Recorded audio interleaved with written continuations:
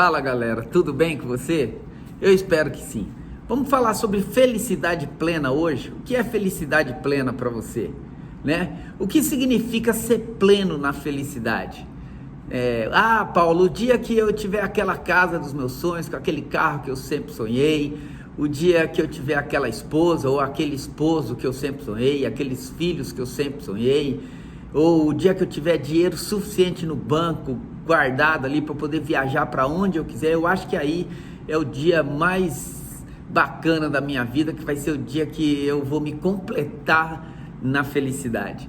E pode ser que não, Pode ser que tudo isso não venha ainda trazer essa sensação de felicidade plena. Você vê muita gente aí que talvez já tenha tudo isso, ou talvez tenha metade disso, mas a felicidade está longe de chegar na sua plenitude. Eu quero usar como referência aqui a vida de José novamente. Eu já falei sobre José, e para mim a plenitude da felicidade de José foi o dia que o faraó, ele levantou José como governador do Egito, e naquele mesmo dia ele deu uma esposa linda e maravilhosa pro cara, ele deu riqueza pro cara e deu autoridade. Talvez aquele dia ele pensou com ele assim, cara, hoje é o dia mais feliz da minha vida. Depois de tudo que eu passei, depois de tudo que fizeram comigo, cara, eu consegui vencer. E na minha cabeça, esse era o ápice da felicidade da vida de José. Mas você lê na palavra de Deus mais à frente, depois que ele se reencontra com os irmãos, porque foram os irmãos que o venderam como escravo para o Egito, antes tentaram matá-lo, e ele passou talvez a vida dele inteira com muito ódio dos irmãos, com muito rancor. Por quê? Porque foram os irmãos que lançaram ele na terra do Egito. Por mais que ele tivesse prosperado, enriquecido ali, mas eu tenho certeza que ele tinha uma mágoa, e a palavra mostra isso, porque quando os irmãos aparecem, em busca de comida, e ele era o líder ali do Egito, eu não vou contextualizar a história inteira, mas quem conhece a história sabe do que eu estou falando. Quando ele se depara com os irmãos, ele fala, agora meu irmão, agora você está lascado, agora vocês vão ver, e ele até tenta se vingar dos irmãos, mas graças a Deus que no momento assim que ele estava sufocando os irmãos com um monte de armadilhas que ele tinha criado, ele se depara e Deus mostra para ele naquele momento ali que tudo que tinha acontecido, inclusive o que os irmãos dele tinham feito com ele, fazia parte do plano de Deus. Tanto é que ele olha para os irmãos e fala, cara, fiquem tranquilos, não foi vocês que fizeram aquilo, foi Deus. Ele de alguma forma ele conduziu tudo isso para que nesse momento eu pudesse estar ajudando todo mundo. Olha só, se eu não me tornasse o José, como é que nós íamos resolver o problema da fome na terra? Deus me deu aquele sonho para que esse dia se realizasse. E naquele momento ali, o que ele faz, cara? Ele abençoa a vida daqueles irmãos, ele perdoa os irmãos, chora, abraça, chama o pai dele que achava que ele já tinha morrido, e ali começa um grande processo de cura, e ele abençoa todos aqueles que para ele era o responsável por todo o sofrimento que tinha acontecido na vida dele. Aonde eu quero chegar com essa história? Cara, a sua felicidade plena vai ser o dia que você reconhecer que as pessoas que te tiraram da zona de conforto, que as pessoas que no seu pensamento são as pessoas que você que mais te fizeram sofrer na vida e que te levaram a passar por grandes sofrimentos, foram essas pessoas que Deus usou para te fazer chegar onde você chegou. Essa é uma verdade. Eu quero até contar um exemplo aqui de um amigo meu que já trabalhou comigo, Patrick. Gostaria até que ele ouvisse essa palavra, porque foi diante dessa reflexão que eu cheguei a esse entendimento. O Patrick, há uns 10, 12 anos atrás, eu e ele começamos a trabalhar num projeto que eu tive a ideia e passei para ele. Ele abraçou a ideia com toda a competência dele, ele se dedicou, ele era um cara fenomenal, pensava muito além daquilo que eu pensava, e por conta disso a gente tinha muitos conflitos. E só que no meio disso tudo, no meio desse desenvolvimento, a grana que eu e ele conseguia levantar todo mês não era suficiente para pagar minhas contas e as dele ao mesmo tempo, e aí começaram os conflitos, e eu, com a minha visão talvez não do tamanho da dele, resolvi dar um basta naquilo. Chamei ele, falei, Patrick, eu preciso que você saia da empresa, eu preciso que você saia desse negócio, eu não quero mais tocar esse negócio. e praticamente eu expulsei ele do negócio.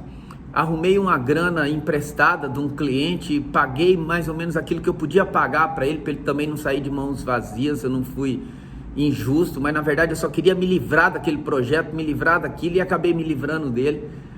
E eu tenho absoluta certeza que eu gerei uma mágoa no Patrick ali naquele momento, porque foi muito dura a forma que eu fiz com ele, sabe? E eu por muito tempo fiquei carregando essa dor também dentro de mim, sabe?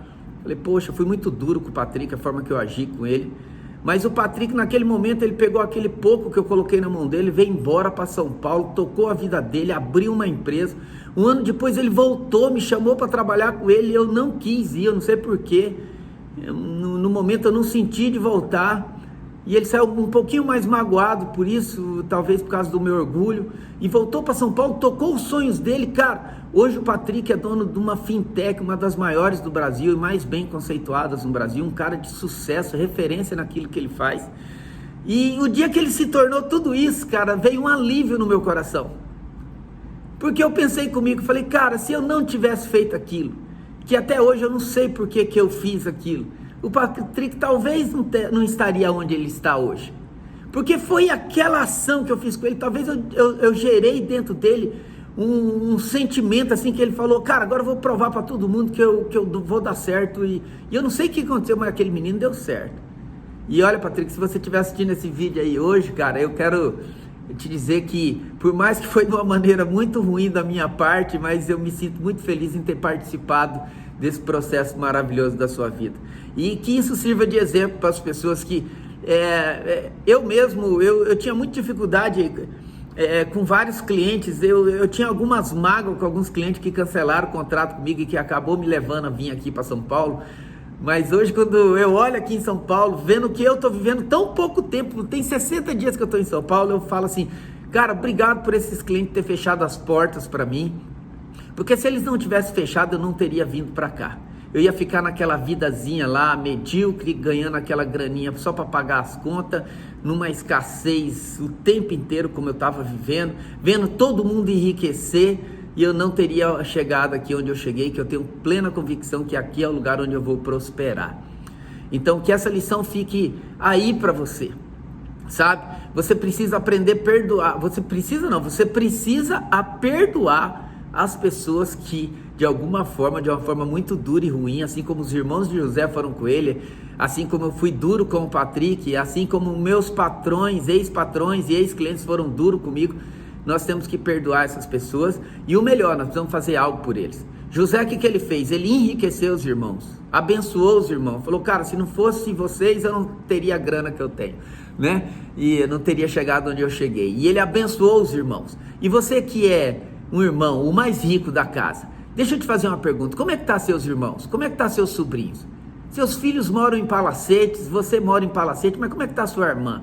Cara, pelo amor de Deus, como é que você vai se sentir feliz vendo as pessoas? Ah, mas cada um que tem que fazer o seu, eu me esforcei, ninguém quis fazer o que eu fiz, eu não vou ajudar ninguém. Cara, esse é um pensamento totalmente medíocre. Você nunca vai se sentir pleno enquanto você não resolver isso. Eu vou te contar uma história só para encerrar isso aqui, que o Mike Murdock, um dos caras mais ricos dos Estados Unidos, ele, crente, homem de Deus, ele monta no carro dele e fala assim, eu vou lá na casa da minha irmã e vou orar pela vida dela, e vou pedir para Deus abençoar a vida dela. E ele vai orando no caminho, falando, Deus, traz a casa da minha irmã, traz o carro da minha irmã, Deus, traz a renda da minha irmã. Quando ele para na frente da casa da irmã, Deus fala para ele, o dinheiro que a sua irmã precisa para comprar tudo isso que você está pedindo já está lá na sua conta. Você que não entendeu que a prosperidade que eu derramei sobre a sua vida é para a sua casa, é para todo mundo que está em volta de você.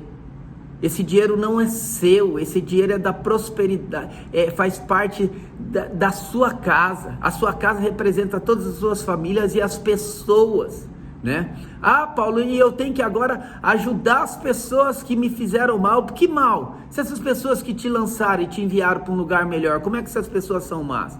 Hoje, como que eu tenho compensado isso? Quando um cliente desse me liga e ele me pede alguma ajuda, alguma coisa, eu vou lá e ajudo.